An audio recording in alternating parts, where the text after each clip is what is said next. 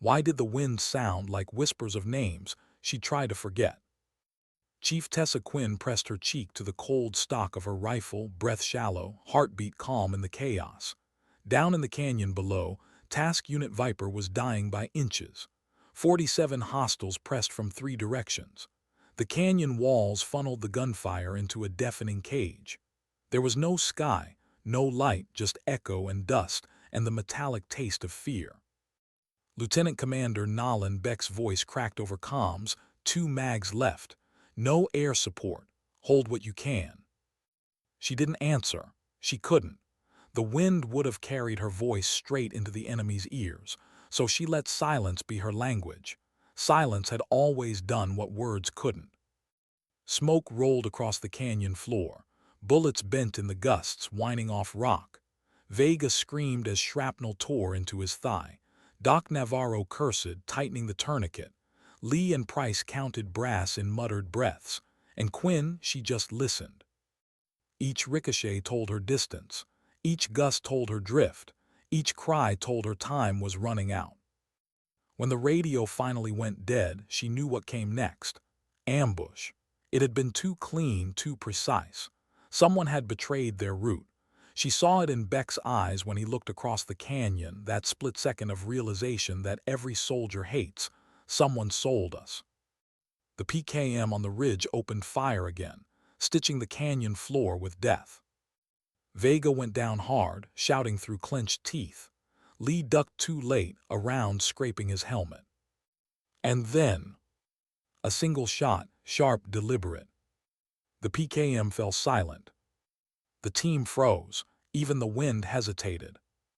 Quinn's eyes snapped to her scope. Far beyond her position, across a mile of stone and shadow, a figure shifted on the high ridge. A lone sniper. No insignia. No heat plume. Whoever they were good, too good to be guessing shots like that in wind like this. 3 more cracks echoed through the night. 3 enemy nests went dark. The battlefield went still, the silence almost holy. Then a voice, rough and low, slid through the static in her headset. "Viper, this is Watchman 7. Stay down, I'll clean the field." Beck's hand froze mid-reload. Quinn caught the look on his face, disbelief and recognition. That call sign wasn't supposed to exist anymore. Watchman 7 was a ghost from training stories, a Cold War sniper who vanished decades ago, a legend used to scare rookies into perfection. And yet here he was, breathing, watching, saving them.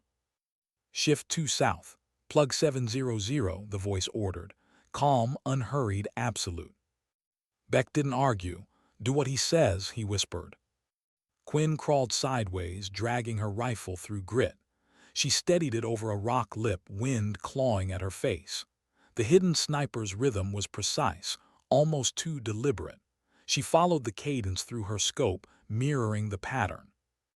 It wasn't chaos anymore. It was choreography. Her first round snapped through the wind, 1 hostile down. Another, then another. Each target fell in sync with that distant voice. Together, they dismantled the battlefield like surgeons working from opposite ends of a broken body. For the first time in hours, silence had weight, not absence, presence. She could hear her own heartbeat again, could almost taste the relief in the dust. Then that same voice said something no one expected. "Beck, just like Detroit, 1990, don't repeat your father's mistake." Quinn's head lifted. Beck froze mid-motion. His father, a name she'd only heard whispered during late briefings, Aaron Beck, the man who'd vanished on an unrecorded mission decades ago. She watched as his expression hardened, jaw tight, eyes hollowing out.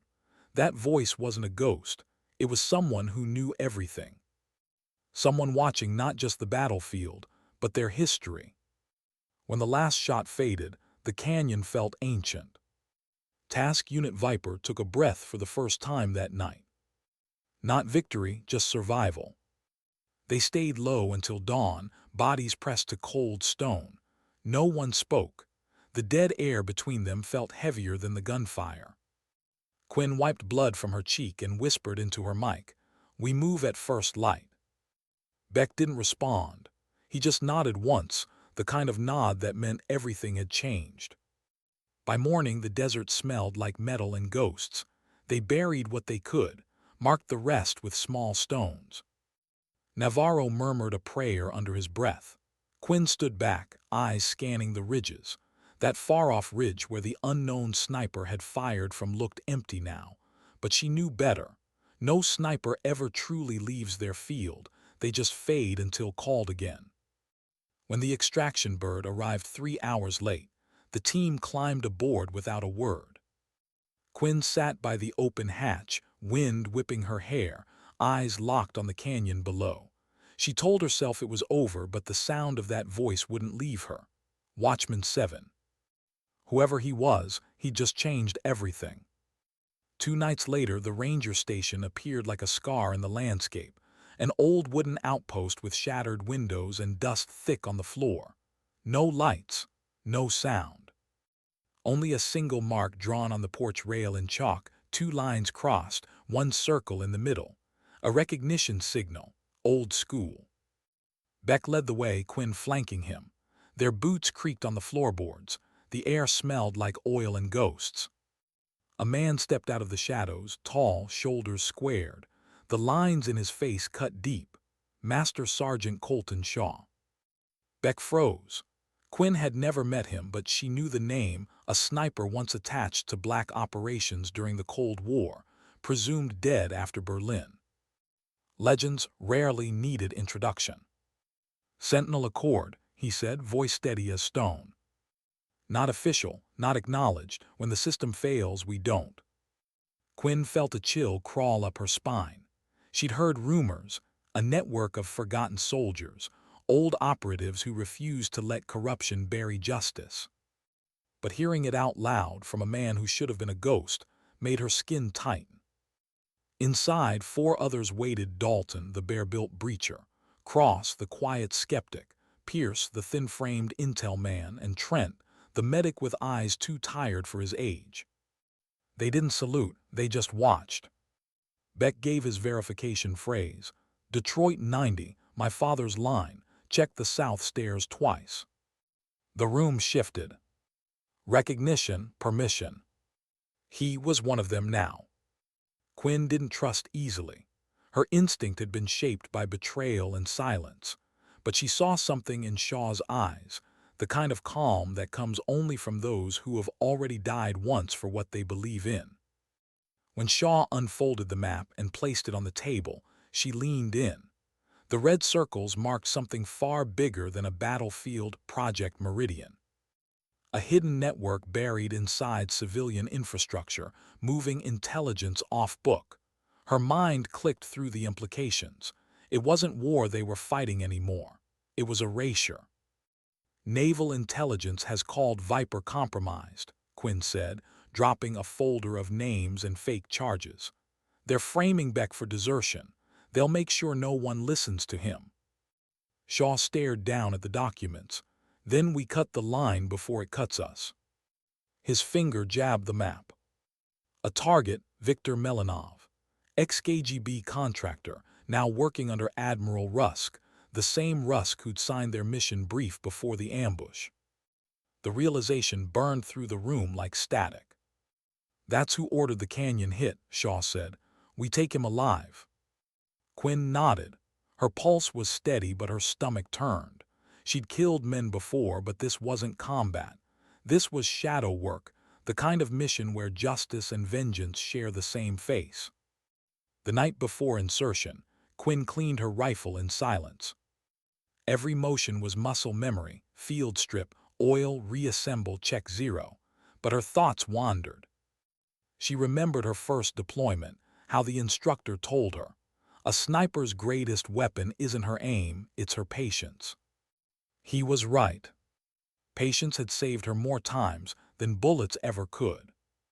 But patience had limits, especially when the system you serve turns its sights on you. Beck walked in quietly. "You still trust me?" Quinn looked up. "You're the one they're trying to bury, not me." "That's not what I asked." Her jaw tightened. "I trust what I see. You fight like a man trying to earn someone's forgiveness." He didn't answer, he just looked out the window toward the desert. "Maybe I am." The air between them said what words couldn't. They both carried ghosts, and neither was done paying for them. Before dawn they moved. The desert stretched endless and silent. Quinn's boots barely whispered against the sand. Beck led through the low dunes until the facility rose, glass walls gleaming under the thin moonlight. Quinn crouched by the junction box, fingers dancing through the wires. "Loop engaged," she murmured. "6 minutes of blindness, don't waste them." They slipped inside, shadows within shadows. 2 guards near the elevator. Beck struck first. One elbow, one chokehold. Bodies lowered gently to the floor. Quinn swept the corridor, rifle steady, each doorway cleared in rhythm. She'd done this 100 times, but the silence felt wrong, too controlled, too clean. Then they found him. Viktor Melanov. Bandaged, pale, lying in a private room that smelled like medicine and deceit. He smiled when he saw Shaw enter last. Old ghosts walking again. Beck's voice was cold. "You ordered the Canyon kill box. Why?" Melanov's laugh was dry. "Because Rusk needed you gone, but he isn't the hand, he's the glove." "Then who?" Quinn asked, stepping closer. His eyes glittered. "General Everett Lyall, the true architect." The name landed like a bullet. None of them could dodge. Director of National Intelligence, untouchable. Until now. The alarm wailed. Red lights flooded the hall. Dalton cursed, "We're burned." "Move," Beck barked. Quinn grabbed Melanov by the arm and shoved him forward. Gunfire erupted from the stairwell, precise, professional, not militia. These were soldiers. Rusk's men. They fought through the corridors in bursts, shadows colliding with firelight. Quinn's scope flashed, her rounds surgical, each shot a heartbeat between chaos. By the time they reached the roof, the night was burning red with sirens. The black helicopter dropped fast, rotors clawing the air. Dalton covered the rear. "Archangel inbound," a voice called over comms. Quinn pushed Melanov into the cabin, her breath ragged, ears ringing. Beck followed, then Shaw last, firing bursts into the dark until the door slammed shut. As the bird lifted, Quinn looked down at the shrinking facility. Tiny flashes marked the chaos below, muzzle flares, explosions, shouts swallowed by distance. In the glass reflection, she saw her own face. Not triumph, not relief. Just exhaustion, and the haunting thought that some battles don't end when the shooting stops. They just go quiet until the next betrayal. The wind tore through the cabin, carrying dust and silence alike. Melanov's lips curved into a faint smile. "You chase ghosts, Commander," he said to Beck, "but ghosts always chase back." Quinn stared at him, then out into the dark horizon where the desert met the stars. Somewhere out there, Watchman 7 was listening again. And for reasons she couldn't explain, she knew this wasn't over. Not by a long shot. The helicopter sliced through the night like a blade through fog. No one spoke. Wind howled through the open side door, whipping grit against Quinn's face. She sat across from Melanov, rifle resting against her knees, eyes locked on his expression. He looked too calm for a man who had just watched his empire collapse. Nolan Beck leaned against the bulkhead, jaw tight. The red cabin light flickered over his face, turning his eyes to dark mirrors. Every few seconds he checked his watch, not for time, but for rhythm, as if counting beats to keep himself from thinking. Shaw stood near the door, his stance steady despite the helicopter's vibration. Even in silhouette, he carried an authority that silence obeyed. Quinn studied him, the faint scar under his left eye, the measured breath, the way his gaze never drifted far from the horizon. She wondered how long he'd been living out here in the gray, not soldier, not ghost, just a man keeping promises long after the world stopped listening. Then Melanov spoke. "You think you've stopped something. he said softly, his accent rough like broken gravel. But the machine doesn't stop. It only changes names. Quinn's hand twitched near her weapon. Keep talking and I'll help you change yours. Melanov smiled faintly. Ah, the sniper, always quiet until the shot. He leaned forward, the cuffs around his wrists clinking. You don't know who you work for, do you? Shaw's voice cut through sharp. Enough. But Melanov didn't stop. General Lyall built Meridian, but it's not just his, it's a structure, a design meant to outlive men like me, men like you. His words hung heavy in the cabin, floating between the thump of rotors. Quinn turned away, staring into the black desert below. She didn't want to hear it, not another lecture about systems and power. She spent too many years watching politics kill soldiers who never saw their names printed in the aftermath. When the helicopter touched down at the safe site, the desert wind had calmed. The facility was buried beneath rock, an old Cold War listening post converted into what Shaw called the Accord's lung. Underground, the air was stale and heavy with dust.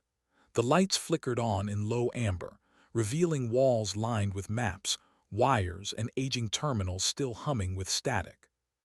Quinn followed Beck down the corridor. Each step echoed like memory. They passed a row of cots, a rusted generator, a table cluttered with shell casings and cold coffee mugs.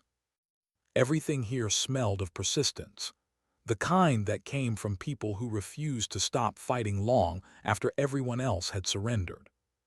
Shaw gave orders quietly. Dalton entry points, Pierce comms relay, Trent watch the prisoner. Then to Quinn and Beck, we debrief in 10. Quinn dropped her pack and sat. The silence between her and Beck was familiar, thick with questions neither wanted to voice. She finally broke it. That name, Lyall, you knew it. Beck's eyes stayed fixed on the floor. My father did. He served under him. Detroit 1990. The mission that ended his career may be his life. You think this is the same network? I don't think, Beck said quietly. I know. Quinn leaned back, exhaling slow. For years, she'd built her life around precision, distance, numbers, angles. You control what you can see. You measure the wind. You breathe out and let go. But nothing about this was measurable anymore. This was wind with no pattern, a shot with no end. Later that night, Shaw called them to the map room. He unfolded a series of faded photographs, each labeled in pencil. Microwave towers, satellite relays, abandoned weather stations, every one of them connected by thin red lines. Project Meridian, Shaw said, started as signal routing during the Cold War, ended as private channels for transferring classified data off-record, untraceable. Lyall used it to build his own network inside the network. He tapped a mark over a sector of desert. Hyla Node, the ambush site. They were trying to close a loose end, Beck's team. Quinn's jaw set. Then we weren't targets of opportunity. No, Shaw said, looking up at her. You were cleanup. The words sat heavy. She thought of Vega bleeding out under moonlight. Lee shaking as he reloaded his last magazine. Cleanup. It wasn't just betrayal, it was bookkeeping. Shaw folded the map, his movements slow, deliberate. We go public, he said. Expose Meridian before Lyall can move the data. Pierce nodded. We'll need proof, something verifiable. Shaw looked at Beck. Your father left something behind, didn't he? Beck hesitated. His voice came quieter than usual. A location, Pittsburgh, a factory. He marked it in his field notes before the mission went dark, said it was where everything started. Shaw's eyes narrowed. Then that's where we go next. They left before dawn. No insignia, no call signs, just shadows on the road. The drive east was long hours of silence, broken only by static and the hum of tires. Quinn watched the horizon flatten into cities, then rise again into towers of glass and steel. Pittsburgh glowed faint in the distance, its skyline a skeleton of industry reborn. They parked 3 blocks from the site, an old steelworks converted into commercial offices. Night swallowed the streets, and rain slicked the pavement. Quinn adjusted the strap of her rifle case, eyes scanning the alleys. Her instincts screamed at her, too exposed, too clean. Inside, they moved like smoke. Shaw took rear guard. Dalton secured the exits. Quinn and Beck reached the basement. The walls were new, but the bones of the building were old, concrete thick enough to hold secrets. Beck's handheld scanner pulsed green. There's a density shift here. Quinn knelt beside him, fingertips brushing the cold surface. He hid something inside the column.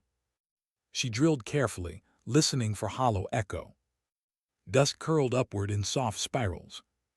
Then a faint metallic clink. They pried a small case free, corroded steel stamped with military numbers. Beck exhaled, microfilm. 30 years old and still alive. The door creaked upstairs. Trent's voice hissed through comms, 2 men outside, watching the cars. Move, Shaw ordered. They slipped through a service tunnel beneath the boiler room, boots echoing against wet stone. Quinn led with her flashlight low, counting turns, mapping exits in her head. When they finally emerged in a narrow alley, rain slapped their faces, cold and sharp. No pursuit, not yet. They didn't stop until they reached a safe flat across the river. Inside, Beck projected the microfilm against a blank wall. The image flickered letters, numbers, names. Project Meridian. Rusk. Lyle. And one more name, Aaron Beck. Quinn's stomach twisted. The file didn't just expose corruption. It tied Beck's father directly to the operation. Beck's hand trembled against the projector controls. My father didn't work for them, he said quietly. He tried to expose them. Shaw nodded and paid for it. Pierce adjusted his glasses, scanning the last frame. Coordinates, 3 remaining nodes, East Coast. If we can deliver this to someone who still cares, this could end it. Who? Dalton asked. Shaw's answer came quick. Inspector General Whittaker. He still wears a uniform the right way. Quinn studied Beck. His face looked carved from stone. But beneath the calm, she saw the storm, guilt, grief, the old war between what he was told and what he now knew. For years, he'd believed his father's legacy was failure. Now it was truth, buried beneath decades of lies. They traveled undercover, fake badges, forged clearances. Newport, Rhode Island, Naval War College Symposium. The campus glimmered under the morning sun, white stone and blue flags fluttering in the coastal wind. The kind of place that smelled like tradition, not treachery. Quinn adjusted her uniform jacket, feeling the weight of the drive hidden inside her briefcase. 30 seconds, she murmured. Once we cross the checkpoint, the loop kicks in. Beck nodded. His voice was steady, but his eyes never stopped scanning. At the gate, the guards barely looked up. The jammer hummed low, freezing the terminal long enough to pass them through. Inside, Whittaker waited. He was lean, gray-haired, still carrying the air of a man who'd seen too much to be surprised. I don't know either of you, he said, suspicion sharp in his tone. Beck stepped forward. Lieutenant Commander Nolan Beck, Task Unit Viper, this is Chief Tessa Quinn. He set the drive on the table. We have something you need to see. Whittaker inserted it into an offline terminal. Lines of classified data filled the screen, names, transfers, locations. His expression hardened as he scrolled. When he finally spoke, his voice was quiet but deadly. This doesn't go through channels. It goes straight to the Senate committee. Directive 9 authorization. Rusk will never see it coming. He looked up at them. You two just started a storm that will shake the whole foundation. Quinn felt the air shift. For a second, hope flickered, fragile but real. Maybe the truth could still matter. Maybe all those years of silence had been worth something. But the storm they'd just unleashed was already moving faster than they could see. Back in the desert, hundreds of miles away, the fallback bunker came alive with alarms. Dalton, Trent, and Pierce had stayed behind with Melanov, waiting for the extraction order. When the first SUV appeared on the ridge, black, unmarked, Dalton knew something was wrong. No insignia, no radio calls. Just engines and intent. He shouted into the comms, "Contact Ridge Line." Static. No response from Beck's team. Through the dust, more vehicles appeared. Rusk's men. Private assault team, trained and funded under Meridian. Dalton loaded the saw. Trent dragged Melanov toward the tunnel hatch. Shaw, still recovering from exhaustion, steadied his rifle on the rocks outside. "Go," he barked. "I'll hold the line." The air cracked with gunfire. Shaw's scope found a target across the gorge, another sniper, professional trained. He felt the wind shift, 7 knots crosswise, calculated, adjusted, fired. The enemy fell. But time was thinner than breath. "Tunnel clear," Dalton called. "We're moving." Shaw gave no answer. His eyes stayed fixed on the ridge. He fired again, then again, until the horizon blurred. The canyon roared with echoes. Then silence. Quinn didn't hear about the assault until hours later, when Whitaker's office confirmed the transmission. Her heart sank as the words came through. Shaw's last transmission ended mid-sentence. He held the line, bought them time. She didn't cry. She just stared at the floor, the way soldiers do when loss feels like duty. She told herself it was enough, that Shaw would have wanted it this way. But deep down she knew the truth. Legends never die easy. And ghosts like him don't stay buried for long. The corridors of Washington didn't echo with gunfire, but they were no less dangerous. Chief Tessaquin had learned that silence could kill faster than bullets. And here in the marble halls of the Capitol, silence was the preferred weapon. It had been 48 hours since Whitaker filed Directive 9. In that time, the city had turned electric. Doors that had been locked for decades began to open, some willingly, others pried apart by subpoenas and fear. But Quinn didn't feel victory. She felt weight, the kind that doesn't lift when the mission ends. She stood by the window of the safe apartment, looking down at the city below. 1,000 lights blinked, and none of them knew her name. That was how it had to be. Beck moved quietly behind her on the phone with Whitaker. His voice was steady, but his eyes told another story. He had the same look she'd seen on every soldier who realized the war wasn't over. It had just changed form. "They're convening a closed session," he said finally, ending the call. "Lyall in custody, 12 others too." Quinn didn't turn. "And Rusk?" "Dead," Beck said softly. "Found in his home, officially suicide." Quinn closed her eyes. "Convenient." "Too convenient," he agreed. She didn't need to see his face to know what he was thinking. You don't spend years fighting ghosts just to watch them die on paper. Someone had made sure Rusk never spoke again, and if Lyall was next, the truth they'd risked everything for would die with him. The door creaked open. Dalton stepped in, still wearing the desert dust in his boots despite being 3 states away. "Shaw's body wasn't recovered," he said flatly. "Nothing but fragments of gear near the hatch. Trent says it's inconclusive." Quinn's jaw tightened. She didn't speak. Dalton's voice softened. "He bought us time, Chief. That's what he does." Quinn nodded once. "That's what he did." The words tasted wrong in her mouth. Shaw had become more than just command. He was proof that the old world still had honor. And now he was gone, swallowed by the silence he'd lived in for too long. She turned back to the window. "What happens to men like that?" she asked quietly. "The ones who don't die but don't live either." Dalton sighed. "If there's justice, maybe they rest." Quinn shook her head. "There's never justice, just different kinds of noise." The hearing chamber was colder than it looked on television. Rows of senators lined the curved desk, faces unreadable. Cameras had been banned. The walls felt like they were listening. Whitaker stood near the front, flanked by legal aides and security. On the monitor, the Meridian files scrolled contracts, shell corporations, covert transfers. The room's air thickened as names appeared that no one wanted to read aloud. General Everett Lyall sat at the witness table. Even in cuffs, he looked composed, silver hair neat, uniform pressed, eyes sharp. A man who'd built entire wars out of lies wasn't going to tremble for a committee. When asked to confirm the existence of Project Meridian, he smiled faintly.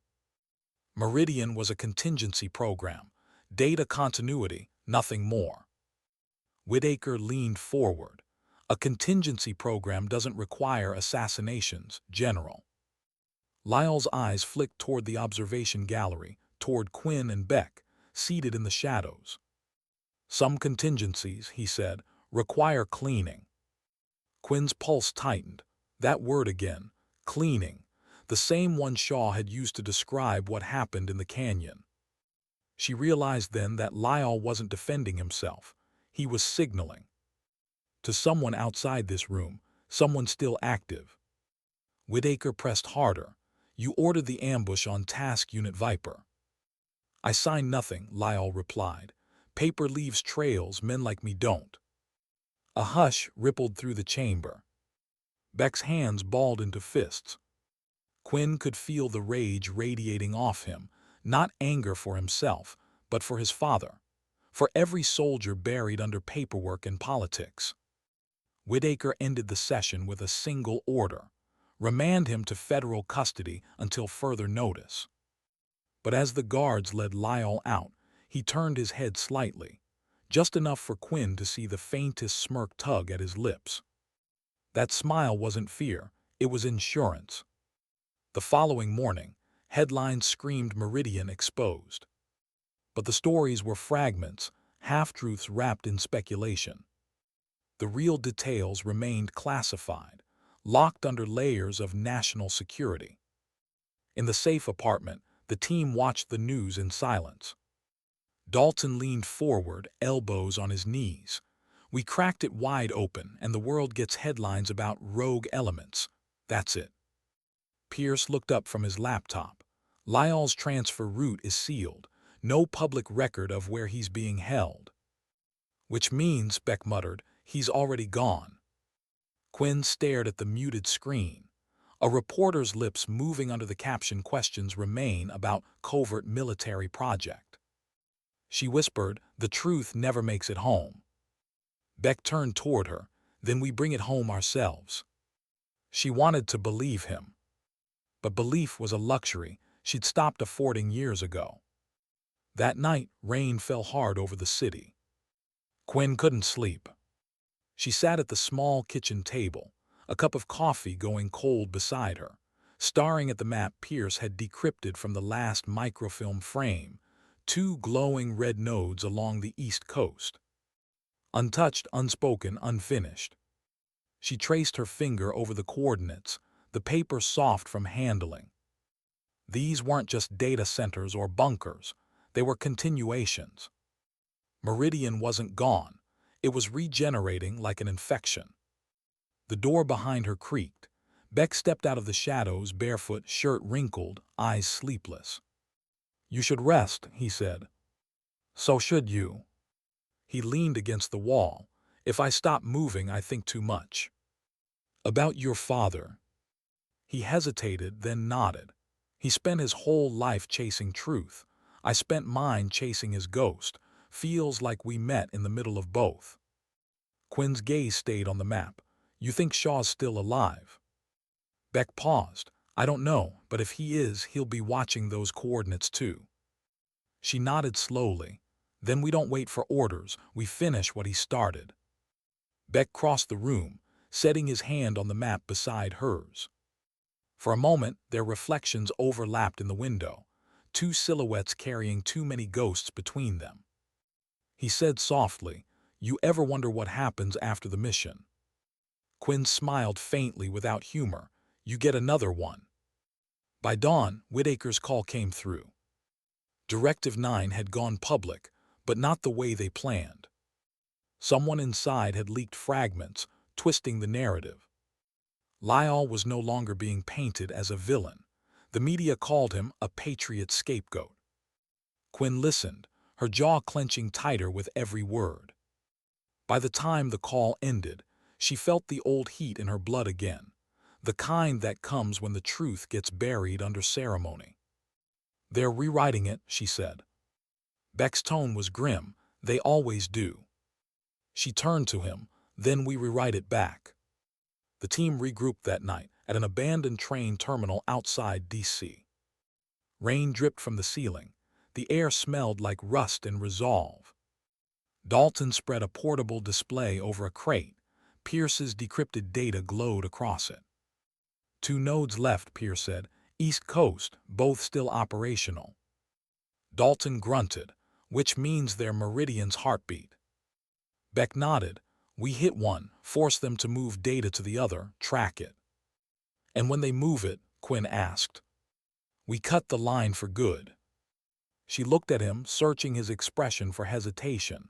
There was none. Beck had crossed the point where law and justice parted ways. So had she. The operation moved faster than planning should have allowed. They infiltrated through night fog along the Chesapeake coast, the moon smothered by cloud. The facility looked civilian, a communications hub dressed in polite fences and solar panels. But the patterns were wrong. Too many cameras, too few vehicles. Quinn's instinct screamed again. She lay prone on a bluff, wind cutting across the bay. Through her scope, the world shrank to a single breath. Guards patrolled in pairs, precision in their steps. Her finger rested lightly on the trigger guard. A sniper's rhythm isn't heartbeat, it's stillness. "Ready," she whispered. Dalton's voice crackled. "On your mark, Chief." She exhaled slowly. The first shot dropped a light tower, plunging the yard into darkness. The second took out the nearest guard before his radio reached his lips. Then chaos unfolded like a storm. Dalton breached the side door. Beck followed. Quinn shifted elevation, watching their movements through thermal feed. Every shot was math, every second a calculation between exposure and time. Inside, Beck found the data core, racks humming with encrypted drives. He planted the extraction relay. 30 seconds to pull, Pierce said over comms. The countdown was clean, until the facility lights blazed white again. Backup generators. And with them the sound of boots, dozens. Beck cursed. "They were waiting for us." "Get out," Quinn barked. "I'll cover." From the ridge she saw them, black-clad operators fanning through the compound. Not local security, Meridian's ghosts. They moved too perfectly. She adjusted her scope, tracing the lead operator's face through his mask, and froze. The eyes calm, focused, familiar. She whispered almost to herself, "No." It was Shaw. Her breath caught. The man who'd vanished in the canyon, the legend she'd mourned, now moving with the enemy's precision, silent as ever. He turned once, scanning the horizon. For a fraction of a second, their eyes met through a mile of rain and glass. She didn't fire. Couldn't. The relay detonated, a blinding flash. The feed cut to static. When her vision cleared, the facility burned, the data gone. Beck's voice broke through the chaos. "We're clear. Extraction point Delta." Quinn didn't move right away. She stayed prone, staring through the drifting smoke. The ridge where Shaw had stood was empty again. Only the rain remained, steady, relentless, washing the blood and ash into the earth. She whispered, "You're still watching, aren't you?" And for the first time since the canyon, she didn't know if she meant it as a question or a prayer. By dawn, they were ghosts again, vanishing into the edges of the map. The world would never know their names or the truth they carried. But for Quinn, that had stopped mattering long ago. Some missions weren't about winning, they were about remembering. holding the line when no one else would. As they drove toward the coast, Beck glanced at her. "What now?" he asked. Quinn looked out at the rising sun bleeding through fog. "Now," she said quietly, "we wait for silence to speak." The Chesapeake fire burned for 2 days. News reports called it an industrial accident. But Chief Tessa Quinn knew better. She'd watched it happen through her scope, the white-hot burst of the relay, the blinding pulse that swallowed the truth. And then in the smoke she'd seen him. Colton Shaw. Alive, armed, moving with the enemy. The world called the explosion contained. For her it was unfinished. She hadn't slept since. Every time she closed her eyes, she saw the reflection of his face through the rain, the calm precision of a man who never missed a target. He had looked right at her, not as a stranger, not as a ghost. As if he was warning her to stay away. They reached a safe house outside Norfolk, a rusted farmhouse that smelled of oil and time. Beck, Dalton, Pierce, and Trent gathered in the basement, arguing over next moves. Quinn stood apart, cleaning her rifle, her silence louder than their voices. Dalton slammed a map onto the table. "We lost the drive, the node, and Shaw. You call that a win?" Pierce shot back. "The backup's still traceable. We can follow residual packets if we get access to the secondary array." "Access?" Dalton snorted. "You mean another suicide run?" Beck didn't speak. He just stared at the map, 2 red marks left blinking, 2 unknowns still alive. Quinn's voice finally cut through. He was there. The room stilled. Beck looked up. "Who?" "Shaw," she said quietly. "Leading them, Meridian's men. I saw his eyes." Dalton frowned. "That's impossible. Shaw's dead." She met his gaze. "Tell that to the man I just didn't shoot." For a long moment no one spoke. The idea was too heavy, too absurd. Beck's voice came calm but cautious. "If it was him, he's compromised, or worse." "Or he's playing deeper than we know," Quinn said. "You think he switched sides?" "I think Shaw doesn't do anything without reason." Dalton cursed under his breath. "That's what they all say until they sell you out." Quinn's tone hardened. "He saved us twice. He buried his own men to buy us time. You think that was for a paycheck?" No one answered. Beck rubbed his temples, exhaustion bleeding into his voice. "Whether he's friend or ghost, we can't assume trust. Meridian's cleaning house. Anyone connected to us is a target." He looked around the room. "We go dark again, separate until we know what's real." That night, rain struck the roof like static. Quinn sat alone in the attic, her rifle laid out beside her, the scent of gun oil mixing with dust. She replayed the moment in her mind, the angle, the distance, the look in Shaw's eyes. It wasn't defiance, it wasn't guilt, it was something worse. Regret. She whispered into the dark, "What did you do, old man?" The floor creaked. Beck stepped up behind her, his shadow long across the floor. "You really think he's alive?" "I don't think," she said softly. "I know." He hesitated. "If he's with them, then I'll find out why." "Quinn," his voice softened, "you don't have to carry this alone." She turned, eyes sharp. "Don't I?" He didn't argue. He just nodded, then set a small device on the crate beside her, a signal beacon, black market issue, coded to Shaw's old frequency.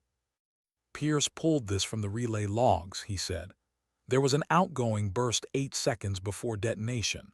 It wasn't data, it was a transmission. Shaw's call sign encrypted." Quinn's heartbeat slowed. He sent something out before it blew. "Yeah, coordinates, but the system didn't finish decoding." "Show me." By dawn they were gone. Beck drove. Quinn sat in silence, watching the horizon shift from gray to gold. The road stretched empty through abandoned coastal towns. The coordinates led them north, to Delaware's Pine Barrens, a stretch of forgotten forest between military test zones. Pierce's last text had been short. Signal last triangulated 20 miles from the state line. Unverified. They parked near the edge of a service road. No buildings, no lights, just wind through the trees. Quinn stepped out, boots crunching in damp leaves. The forest smelled like old rain and iron. "Feels wrong," Beck muttered. "Everything does," she said. They hiked for an hour before they found it, an old comms array, half collapsed, rusted satellite dishes buried in vines. And there on the wall of the control shed, painted in faint white chalk, a circle with 2 lines through it. The same symbol Shaw had used back at the ranger station. Beck ran his fingers over the mark. He was here. Quinn scanned the area, tracks in the mud, faint but recent. 3, maybe 4 men, she murmured, moving heavy gear within 48 hours. Inside, the shack was stripped bare. Only a single piece of paper lay pinned to the wall, an old map, corners yellowed. Across the Atlantic coast, 3 marks, 2 circled, 1 crossed out. Underneath in pencil, a message. "When the last node falls, Meridian dies with it." Quinn read the words twice, her breath catching. Shaw wasn't working for them. He was still fighting from inside the beast. Beck's eyes met hers. "He's infiltrated them." "Or he's trying to," she whispered. "He had to make them believe he switched sides. That's the only way to reach the last node." Beck nodded slowly. "Then we have to find it first." He folded the map. "We finish what he started." She looked at the chalk mark again, tracing it with her gloved fingers. "And if he's still alive." Beck finished her sentence. "We bring him home." 2 days later, the trail led them to the outskirts of Quantico, restricted land once used for communications research, now officially decommissioned. Pierce confirmed it was a lie. The last Meridian node pulsed beneath it. The infiltration was surgical. Beck handled entry codes. Dalton cut the fence. Quinn covered Overwatch from a ridge above the compound. She watched as her team moved like ghosts between floodlights. The facility was quiet, too quiet. Something felt off. The guards weren't patrolling, they were waiting. Through her scope she saw it, a line of red lasers cutting the ground, not defense but ambush. Her radio clicked once, Beck's voice came low, "Motion sensors." Then static. The compound erupted. Flare lights burst overhead, flooding the area in white. Figures emerged from the shadows, black armor, synchronized movement. Meridian's private guard. Quinn fired first. 2 rounds dropped the perimeter snipers. Dalton dragged Pierce into cover. Beck dove behind a generator, returning fire. "Pull back," Quinn shouted. "North fence, go." But before she could move, another voice broke through the calm, cold, and unmistakable. "Stand down, Chief." Her breath froze. "Shaw." He stepped into the light, helmet off, rifle lowered but ready. The years looked heavy on him, scars deeper, hair silvered, eyes hard. Around him, Meridian's men hesitated, waiting for his cue. Quinn raised her scope, disbelief flooding her chest. "You're alive," she whispered. "I told you to stay away. You're with them now." His tone didn't change. "I'm where I need to be. Helping them. Ending them." The battlefield held its breath. Beck's voice cracked through the calm, urgent. "We're surrounded, Tess.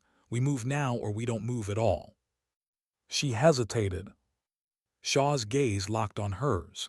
"You trust me once more," he said, "or you all die here." Then an explosion tore through the far side of the compound. A fuel line ignited, sending a wall of fire across the yard. Now Shaw barked. Quinn didn't think, she moved. Through smoke and chaos, Meridian's men scattered. Shaw fired alongside her team, his precision unchanged, each shot deliberate, controlled. He wasn't the enemy, he was buying time.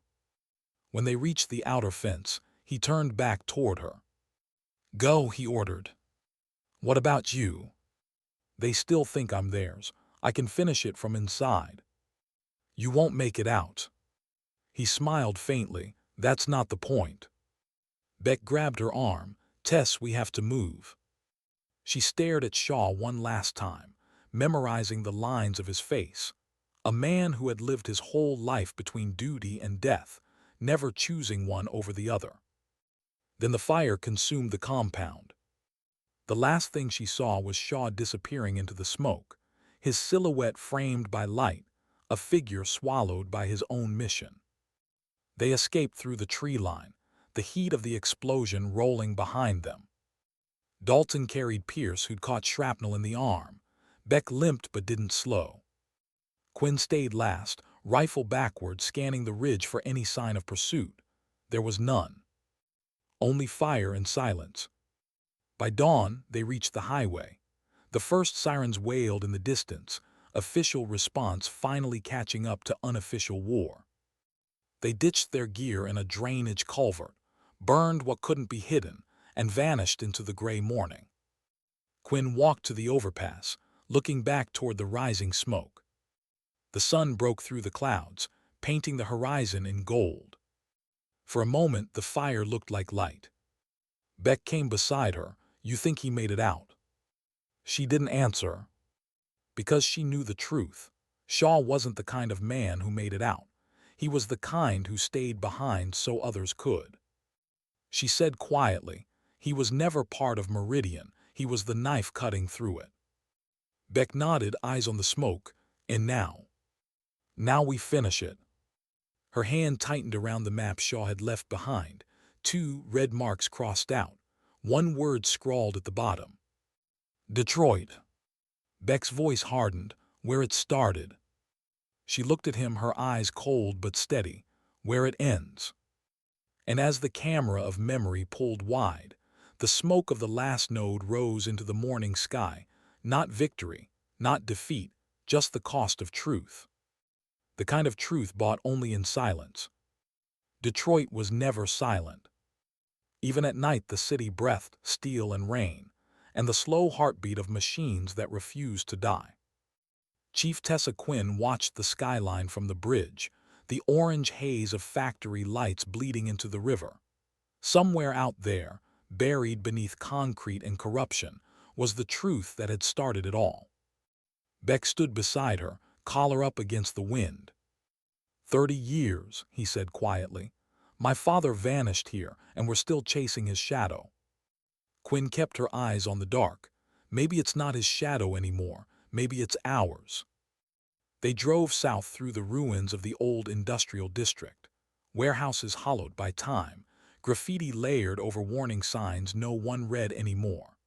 The coordinates Shaw had left on the map led them to a block sealed behind chain link and rusted locks. Meridian Logistics LLC, a company that didn't exist on paper. Dalton parked 2 streets away. Pierce stayed in the van, laptop humming under dim light. Thermal shows a few warm spots, he said through the comm. Could be generators, could be people. Quinn loaded her rifle, chambered around. Either way, we knock before they do. They moved in shadows, rain dripping from gutters, every sound measured. The building loomed 4 stories high, windows blacked out. A sign above the door read authorized personnel only, which in her experience meant everyone worth shooting is inside. Beck breached the side door with a suppressed charge. The lock gave with a dull crack. Inside, the air smelled of oil and ozone. Servers hummed in the dark like sleeping animals. Pierce's voice came soft in their ears. You've got 5 minutes before internal sensors reboot. After that, you're ghosts. Quinn swept the hall, corners, rafters, reflection checks. Old habits, the kind that kept you alive. In the main chamber, rows of computers blinked. Screens filled with strings of code, data lines running to nowhere. Beck leaned over a console.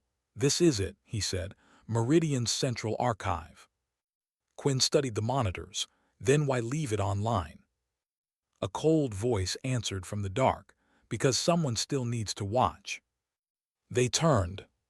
From the far end of the room, a man stepped into the light, suit torn, face older, sharper. General Everett Lyall. His hands were free, no guards, no chains. Beck raised his weapon. You were supposed to be in custody. Lyall smiled faintly.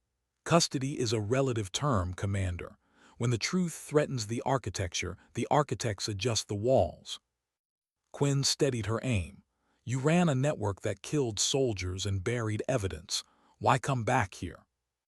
Because this is where it began, Lyall said. Your father understood that. Beck's breath caught. You knew him. Lyall nodded once. He was brilliant, loyal, dangerous. He tried to expose Meridian before he understood what it really was. What was it? Quinn demanded. Lyall's eyes glimmered. A defense mechanism, a living system of information. You can't kill it, only feed it. Every scandal, every leak, every hero who tries to fix it becomes part of it. Beck's voice rose. My father didn't feed it, he fought it. Lyall stepped closer, unarmed but fearless. He did both, and when he realized what it cost, he left you the only thing that could end it, the kill code buried in his final mission logs. You think I kept Detroit running for sentiment? No, it's the core, the heart. Pull the wrong wire and the entire grid burns. Quinn's finger tightened on the trigger. Then maybe we burn it. Before Lyall could answer, gunfire erupted from the corridor. Dalton's warning crackled through comms. Company, multiple hostiles, rear entrance. Quinn dove behind a console. Beck pulled Lyall to cover, the old man laughing through the chaos. See, he shouted over the noise. The system always protects itself. Dalton's machine gun barked, echoing through metal. Pierce's voice cut in, 2 trucks inbound. Private contractors unmarked. We're outnumbered. Quinn swapped magazines, adrenaline steadying her breath. Beck, get to the mainframe, she yelled. Find that kill code. What about you? I'll buy the seconds you need. She sprinted up the catwalk, rifle swinging to her shoulder. Below, flashes lit the dark as enemies poured in, disciplined, silent, eyes hidden behind visors. Her first shots were clean, 2 center mass, 1 throat. The rest scattered for cover. Dalton's roar shook the floor. They've got drones. Sparks rained down as metal fragments bit into the walls. Beck slammed into the server bay, ripping cables. Pierce, how do I kill it? Manual override panel, west wall. Beck yanked open a steel plate, circuits pulsing beneath. Among the cables was an old tag, faded handwriting. A Beck contingency. For a heartbeat, he just stared. Then he typed the sequence engraved below it. Meridian null / Detroit protocol / confirm. The system hesitated, then began to shut down. Rows of servers blinked red, one by one like dying stars. Lyall's voice cut through the hum. You don't understand. It's tied to every communications relay on the coast. You'll crash the network. Beck shouted back, then we start over clean. Quinn ducked as a round ricocheted near her head. The catwalk shuddered. Smoke, light, noise, and in the doorway, another figure appeared through the chaos. Her breath froze. Shaw. He looked different, armor scorched, blood streaked across his cheek, eyes hollow but alive. He fired 3 quick shots, cutting down the mercenaries flanking Dalton. Then he turned his gaze upward to Quinn. Still breathing, he called. Barely, she said. Good, finish it. He tossed a detonator onto the floor below, rolled once behind a pillar, and covered his face. The blast ripped through the lower hall, swallowing the entrance in fire. Quinn dropped from the catwalk, hitting hard beside Beck. Shaw limped toward them, smoke curling around his boots. You pull the plug. Beck nodded, systems dying. Then we're done here, Shaw said. Grab the general. But Lyall was gone. Through the flames they saw him climbing a service ladder, a flash drive clutched in his fist. Quinn raised her rifle. Shaw placed a hand on the barrel. Not yet, he said. He's mine. He moved faster than he should have been able to, pain forgotten, focus absolute. By the time Quinn and Beck reached the top, the two men were fighting near the roof edge. Rain hammered down, smoke rising from below. Lyle swung a wrench, missing by inches. Shaw countered with the butt of his rifle, knocking the drive loose. It skittered across the roof, stopping at Quinn's feet. Lyle staggered back. "You think killing me ends it?" Shaw leveled his weapon. "No, but it's a start." For a moment the thunder drowned everything. Then Shaw lowered the gun. "Killing you would make it cleaner than you deserve."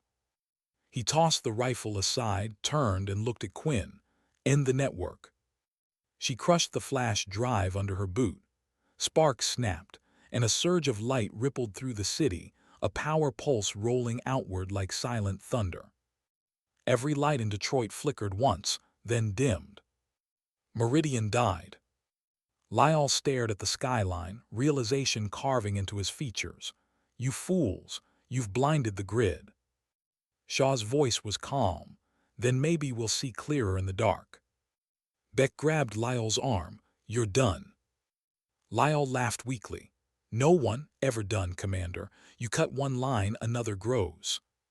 He stepped back, rain streaming down his face. Before any of them could move, he turned toward the edge. A single word: checkmate. Then he was gone. The roof fell silent except for rain. Shaw exhaled, pain flooding back into his voice. He was right about one thing. There's always another line. Make sure it's not you. He pressed a small chip into Beck's palm, transparent, etched with numbers. "Your father built this. It's a map, maybe not to war, maybe to peace." Then he smiled faintly. "Take care of the chief. She shoots straighter than most men I ever knew." Quinn frowned. "You're coming with us." Shaw shook his head. "Too much blood on these boots. Someone has to stay behind to close the door." Beck started to argue, but Shaw was already moving back toward the stairwell. His silhouette disappeared into smoke and light. They never saw him again. Hours later, the three survivors sat in the van overlooking the city. Sirens wailed in the distance. The skyline was half dark, half reborn. Pierce tapped the last feed on his laptop. Meridian systems offline. Coast-to-coast blackout confirmed. Dalton leaned back, exhausted. "Guess that's one way to win." Beck stared at the chip in his hand. "What if we didn't win? What if we just reset the board?" Quinn looked out at the river, her reflection framed by raindrops. "Then we hold the line again when it moves." She reached for her rifle, wiped it clean, and set it beside her seat, a gesture that felt more like prayer than preparation. Beck glanced at her. "You ever get tired of this?" She smiled faintly. "Every day." "Then why keep going?" Her voice softened. "Because someone has to remember what the silence costs." The city lights flickered once more, then steadied. Somewhere far away, generators kicked in. People woke to darkness and confusion, and the world turned quietly on. No one would know their names. No one would know how close they'd come to losing everything. But that was the way of shadows, the work of those who fight unseen, who measure victory not by glory, but by the fact that someone else gets to see the sunrise. Quinn leaned her head against the window, eyes half closed. In the reflection, she thought she saw a figure on the bridge, tall, still, watching. When she looked again, he was gone. She whispered to the night, "Rest easy, Sentinel, the field is clean." And as dawn spread across the city, the last trace of Project Meridian faded like smoke, leaving only memory, and a single line etched into the silence. Sometimes dignity doesn't speak, it simply acts. Rain came first. Not the kind that hides sound, but the kind that remembers it, soft enough to let every drop carry a whisper of what had been lost. Chief Tessa Quinn walked alone through Arlington's eastern path, her boots sinking in the wet grass. Rows of white stones stretched in measured silence, each one a story cut short. Somewhere in this symmetry lay names she would never forget: Vega, Lee, Trent. Somewhere in this symmetry waited a space for Shaw. The sky hung low, gray and forgiving. She stopped at a small marker bearing no body, only an inscription: Colton Shaw, Sentinel. He held the line. No rank, no dates, just that. Quinn set her gloves on the stone, fingers trembling despite the calm. "You'd hate this," she murmured. "Too neat, too clean, no dirt under the nails." A faint smile ghosted across her face, then faded. Behind her, footsteps softened on the gravel. Nolan Beck came up slowly, his dress blues pressed, eyes tired. He carried a folded flag beneath one arm, Aaron Beck's colors, reissued now that the record was cleared. "They got the dates wrong," he said quietly. "They always do." He crouched beside her, laying the flag against the base of Shaw's stone. For a long time neither spoke. The only sound was rain on cloth. Finally Beck whispered, "We did it." Quinn looked at him. "Did we?" "Meridian's gone, files burned, Lyell's dead." She shook her head. "Systems don't die, Nolan, they wait." He almost smiled. "Then we'll wait too." She studied his face, the same exhaustion that had lived in Shaw's, the same haunted steadiness. "And when they wake up again, then someone new holds the line." The bugler began taps somewhere down the hill. The notes rose thin and clear, slicing the air. Quinn closed her eyes. Each tone felt like distance. Later, the two of them walked through the city without a map. Washington in spring didn't look like a battlefield, but for those who had fought in its shadows, the silence between traffic lights felt just as fragile. They ended up at a diner that never closed, Formica tables, coffee burnt and honest. Beck stared at his cup. "Whitaker offered reinstatement," he said. "Operations Review Advisory Board." "You going back?" He shrugged. "They want someone who's seen both sides. I'm not sure they know what that means." She sipped her coffee. "It means you'll be their conscience until they forget you again." "And you?" Quinn's laugh was soft, almost surprised. "They don't ask snipers to sit at desks." Outside, a train passed, its horn long and lonely. She watched it fade, feeling something inside her move the same way, not gone, just further away. Beck finally said, "You could teach. There are recruits who still think war is a video game." "I wouldn't know what to tell them." "Tell them the truth." She looked up, meeting his eyes. "The truth doesn't fit in a briefing." For a moment, the noise of the city filled the gap between them, forks clinking, rain against glass, a waitress humming to the radio. Then Beck reached into his jacket and slid a small object across the table. The transparent chip Shaw had given him. "I decrypted it," he said. "Your name in it." Quinn frowned. "Mine." He nodded. "Shaw logged every operation he ran under Sentinel Accord. You were listed as successor." Her throat tightened. "He planned that." "Looks like he trusted you to keep the watch." Quinn stared at the chip, no larger than a coin, but heavier than any metal. "Maybe he knew I wouldn't stop," she whispered. "Maybe he knew you shouldn't." Weeks passed.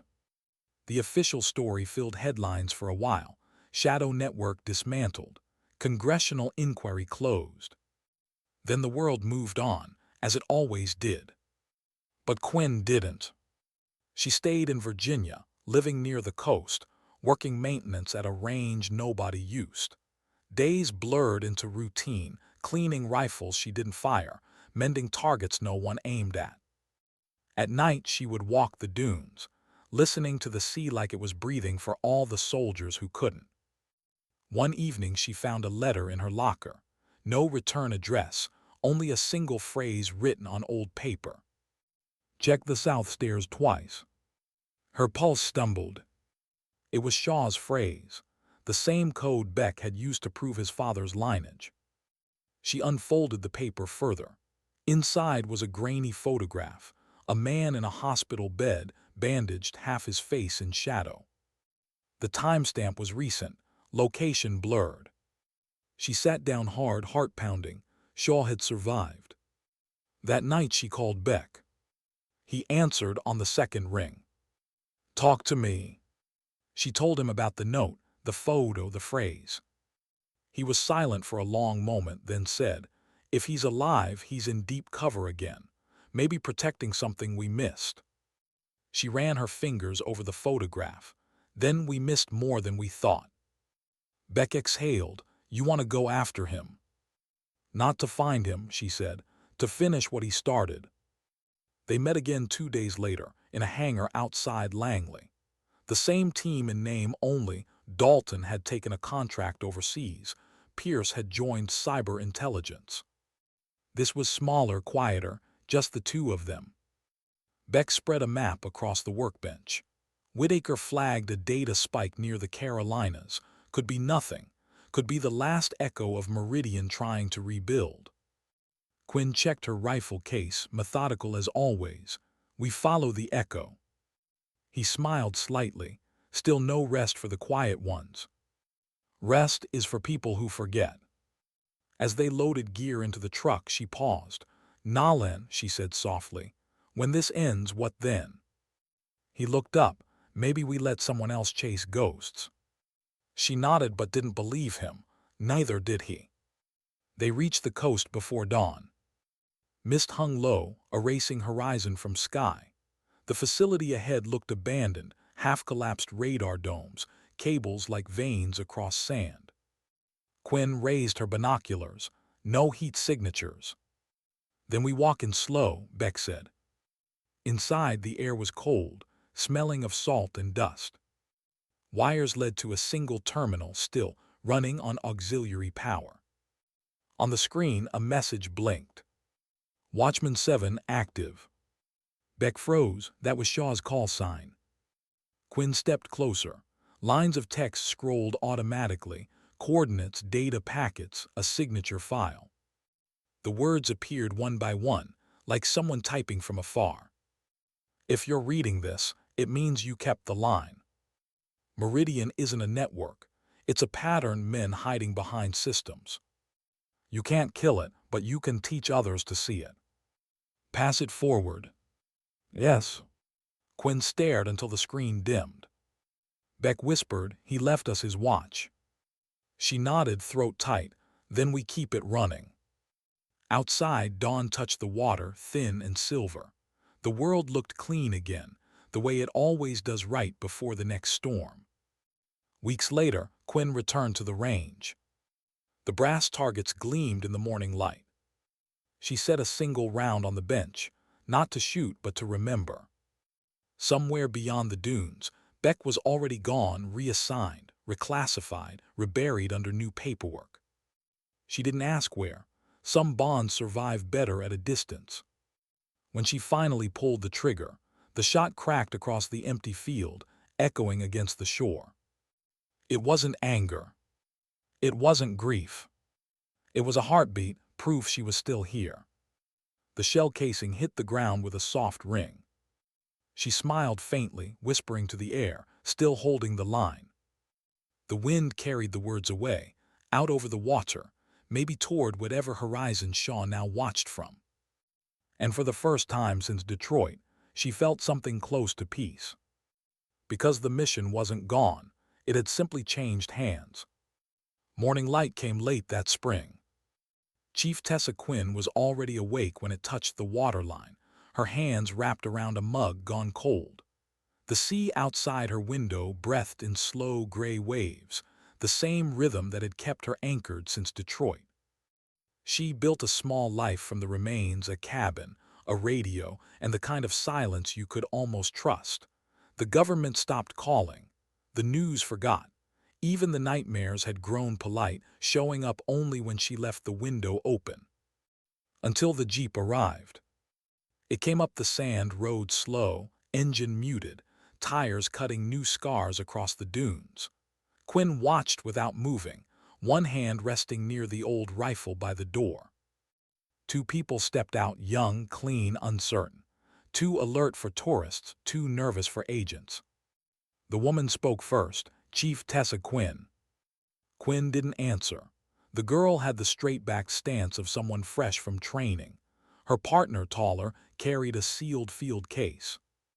"Ma'am," the woman continued, "my name's Lieutenant Vera Myers. This is Sergeant Caleb Ortiz. We were told you could help us." "By who?" Quinn asked. The lieutenant hesitated. "Watchman 7. For the first time in months, Quinn felt her heartbeat stumble. "Say that again." Myers opened the case. Inside lay a compact drive unit, the kind used in encrypted transmissions. A small note was taped to the top, handwritten, familiar. "If she's still there, tell her the pattern's awake again. Trust the mirrors." "Yes." Shaw's handwriting. Quinn took the note, reading it twice, the ink blurred by salt wind. "He's alive," Myers said quietly. "Or at least he was when this reached us." "Where it come from?" "Intercepted relay out of Reykjavik, 3 weeks ago. It piggybacked on a WeatherSat burst. No trace after that." Quinn looked from the drive to the horizon. The ocean didn't move differently, but the air felt heavier. "What's inside?" she asked. "Classified," Myers admitted. "But our analysts think it's part of the old Meridian structure, the part you burned. Except this one's growing back." Beck had once told her the system never really died. Maybe he'd been right. Inside the cabin, the three of them crowded around Quinn's old terminal. The drive clicked into place, lights flickering faint blue. Data began to scroll, numbers, coordinates, names. Not random, not chaotic. A map forming out of ghosts. Ortiz whistled low. "That's Eastern Europe, all cold storage sites. Half these were decommissioned before I was born." Myers leaned closer. "But look, there's a repeating code tag." Quinn recognized it instantly. Sentinel Protocol. The drive stopped midstream. A single message appeared, stark against the screen. "If you see this, they're building again. Teach them the cost before they forget." "Yes." Myers looked at Quinn. "We were ordered to bring you in. Command thinks you're the only one who can decode what comes next." Quinn's voice was steady, but her stomach felt like glass. Command still doesn't understand that decoding it means living it. She shut off the terminal. "Pack your gear, you're both staying tonight." That evening they ate quietly, instant rations, rain tapping the tin roof. Quinn watched the two newcomers the way she used to watch rookies before a mission, for nerves, for hunger, for lies. Myers asked, "Is it true that you shut Meridian down?" Quinn smirked faintly. "If it's not, I'd like my pension back." "And Shaw, was he really one of us?" Quinn's eyes drifted to the dark window. "He was everyone and no one. That's how he survived." Ortiz cleared his throat. "Ma'am, if this starts again, we need leadership." She looked at him sharply. "Leadership gets people killed. You need discipline, clarity, and the courage to walk away when the world tells you to stay." The rain deepened, wind rising. Somewhere in the distance, thunder rolled like artillery. Myers lowered her voice. "He called you successor, didn't he?" Quinn said nothing. Myers continued, "Then he meant for us to find you." By dawn the storm had passed. Quinn stood on the dune with her rifle slung low, watching the first light hit the water. Myers approached quietly. "We can move without authorization," she said. "Unmarked flight to Iceland tonight if he's there." Quinn stopped her with a small shake of the head. "No teams, no noise. If Shaw wanted the world to know, he wouldn't have hidden it in code." "Then what do we do?" Quinn turned toward her. The wind carried the answer for her. "Teach them the cost." She took a slow breath. "You two came here thinking I'd give you orders. I won't. But if you want to learn how to keep a war from waking up again, I'll show you." Myers frowned. "Show us what?" Quinn looked back at the sea. "How to be invisible without becoming lost." Over the next week, the dunes became their classroom. Quinn trained them the way Shaw once trained her, with silence, patience, and consequences. She taught them how to listen for machinery through wind, how to spot reflection on glass, how to shoot without ego. Ortiz struggled with stillness. Myers struggled with doubt. Quinn saw herself in both. At night, they'd sit by the fire, the ocean a black mirror at their backs. Myers would ask about old missions. Quinn rarely answered. Some things were meant to stay wordless. One evening, Myers asked, "Do you ever think about what peace would look like?" Quinn stared into the flames. "It looks like people forgetting why you fought." "Does that bother you?" Quinn smiled faintly. "That's the job." A week later, Pierce's voice came through Quinn's radio for the first time in months. "Chief, you sitting down?" "Depends." "I traced that Reykjavik burst. It's bouncing through an orbital relay tied to Geneva. Somebody's using old Meridian hardware to copy intelligence files from NATO archives. Small packets, random timings, someone testing the web." "Testing for what?" Pierce hesitated. "For weakness or for you?" The line went quiet. Quinn looked at the young officers packing gear nearby. She felt the old rhythm returning, the hum beneath calm. She keyed the mic, "Send coordinates." They left that night. No insignia, no orders, just three ghosts moving under civilian cover. The plane touched down outside Zurich before dawn. From there, they followed the signal to a storage yard near the river. Fences, floodlights, no guards. Quinn scoped the perimeter. "Nothing about this is accidental," she said. "It's bait." Myers tightened her grip on the carbine. "For us. For whoever still believes Meridian can be killed with bullets." They entered through a side gate. Inside, rows of cargo containers stretched toward the water. One door stood ajar, faint blue light spilling out. Quinn raised a hand for silence, then stepped forward. The container was empty except for a single laptop resting on a crate. On its screen, text pulsed softly. "You kept the line. Now pass it forward." "Yes." A small drive ejected from the side, labeled Legacy. Myers whispered, "It's him." Quinn picked up the drive. It was warm to the touch, or what's left of him. Ortiz asked, "What do we do with it?" Quinn slipped it into her pocket. "We don't hoard truth, we plant it." They flew home under gray skies. No debrief, no reports, just silence, the kind that carried meaning again. Back at the cabin, Quinn handed the drive to Myers. "Take it," she said. "Everything Shaw knew, everything he wanted remembered is on there. You decide what to do with it." Myers looked stunned. "Why me?" "Because you still believe peace is possible. I lost that luxury." Ortiz stepped forward. "What about you, ma'am?" Quinn smiled faintly. "I'll stay here. Someone has to keep watch for the next storm." As they left, Myers turned back once, eyes bright against the fading light. "What should we call it if we rebuild?" Quinn thought for a long moment, then answered softly, "Call it what it's always been. The silence between battles." That night the cabin was quiet again. Quinn sat by the open window, rifle across her knees, listening to the ocean breathe. On the table beside her lay Shaw's old compass, the needle still trembling toward north as if restless. She whispered to it, "They found me. You planned that, didn't you?" The wind answered in soft gusts through the reeds. She closed her eyes. For the first time in years, she didn't feel alone. At dawn, a single line appeared on her radio, no source, no encryption. "Watchman 7 active." Quinn smiled.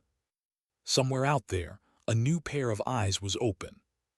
And for the first time, she understood what Shaw had meant. You don't end a war. You just teach the next soul how to listen for one starting. The tide rolled in, washing away the night's footprints. Quinn stood, watching sunlight break across the sea. No salute, no prayer, just quiet. And the faint echo of a voice she could almost still hear. "Hold the line." Summer came soft that year. The kind of warmth that made the dunes bloom again. hiding the traces of old training grounds beneath wild grass and salt flowers. Chief Tessa Quinn woke before sunrise, the habit still buried in her bones. The air was clean, the ocean calm, a day that expected nothing from her. She poured coffee, sat on the porch, and let herself listen. The radio stayed silent. The rifle by the window gathered dust. And for the first time, she didn't feel guilty about either. She'd spent months waiting for another code, another knock, another voice from the field, but none came. The world, it seemed, had finally stopped whispering her name. And yet she kept hearing Shaw's. In the evenings she walked the shoreline, following the tide line the way soldiers follow orders, without knowing why. Sometimes she'd find shells shaped like spent casings, sometimes bits of driftwood that looked like limbs.